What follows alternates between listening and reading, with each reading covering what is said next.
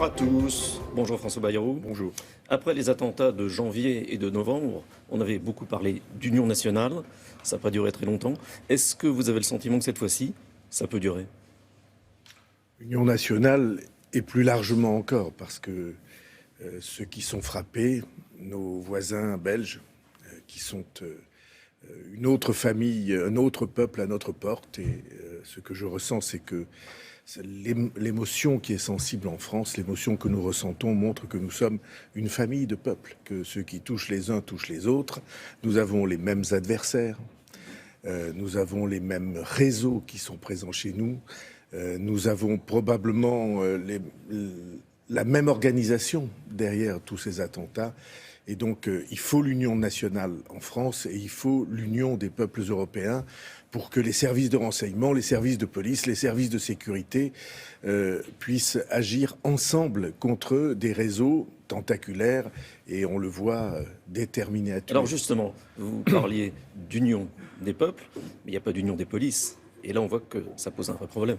C'est exactement la raison pour laquelle l'idée qu'on pourrait se défendre sans s'unir avec les voisins soumis au même risque et à la même menace est une idée qui est à 10 000 kilomètres de la réalité.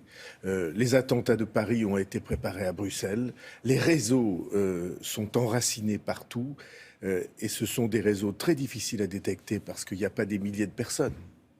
Et ils se préparent longtemps à l'avance. Les attentats qu'on vient de voir là, ce sont des attentats qui ne s'improvisent pas du jour au lendemain. Il faut avoir repéré, fabriqué les armes, choisi le mode opératoire. Et donc tout cela suppose un travail très profond, très sérieux de renseignement, de police, de sécurité. Et ça suppose, mais vous êtes un Européen. Et ça suppose encore autre chose, si vous me permettez de le dire, c'est que les responsables ne cessent de faire appel à la vigilance des citoyens. Parce que le voisinage peut découvrir et peut détecter un très grand nombre de choses. Vous êtes un Européen. Est-ce que vous n'avez pas le sentiment quand même que l'Europe, c'est justement le ventre mou sur lequel le terrorisme peut prospérer? Le terrorisme prospère dans tous les pays du monde. Il a prospéré, on l'a vu dramatiquement aux États-Unis, il a prospéré en Australie, il a prospéré, hélas, dans toutes les zones du Proche et du Moyen-Orient. Et on voit par exemple que le fameux PNR, le fichier des personnes qui prennent l'avion, l'Europe, elle n'arrive pas à l'appliquer. Oui, mais ça paraît invraisemblable. C'est pour moi une incompréhension de tous les instants. Quand on voit ce qui nous menace, comment imaginer qu'il y ait, par idéologie ou par doctrine, par philosophie, des gens qui résistent à la mise en place des armes élémentaires pour repérer, combattre, mettre de côté les gens qui nous attaquent. Le PNR, peut-être faut rappeler ce que c'est. C'est le fichier européen qui permettrait de savoir qui prend l'avion et d'avoir des données précises sur ceux qui voyagent et qui, évidemment, présentent des risques. Les libertés individuelles ne sont pas menacées parce qu'on sait où vous allez.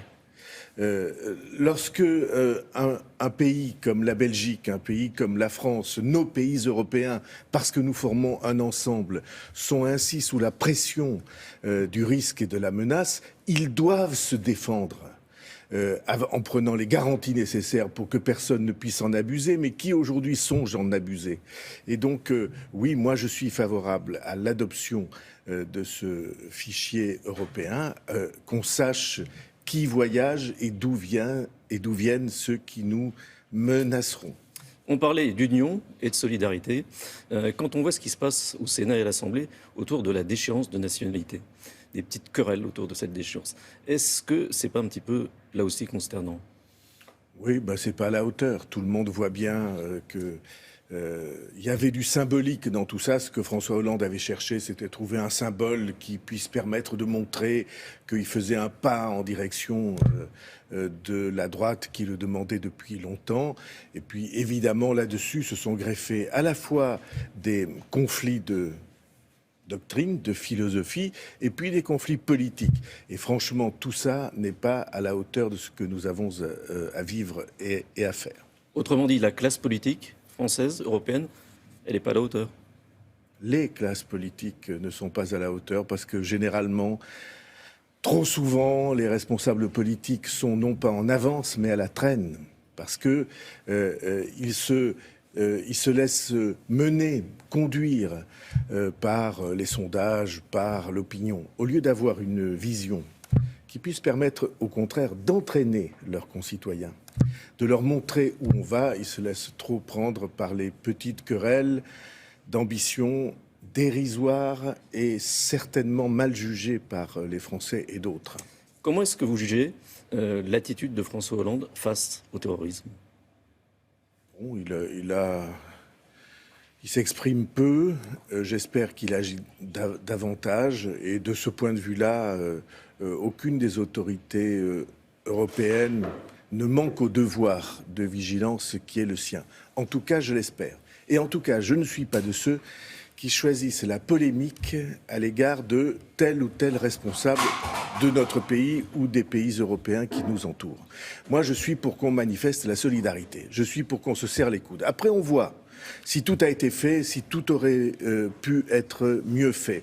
Mais le goût classique ou perpétuel que nous avons pour la dispute alors qu'on a besoin d'unité est quelque chose qui ne me va pas. Et je ne vois pas là, je ne reconnais pas là l'intérêt du pays. L'intérêt du pays, c'est de se rassembler quand il est en danger et quand il est au risque.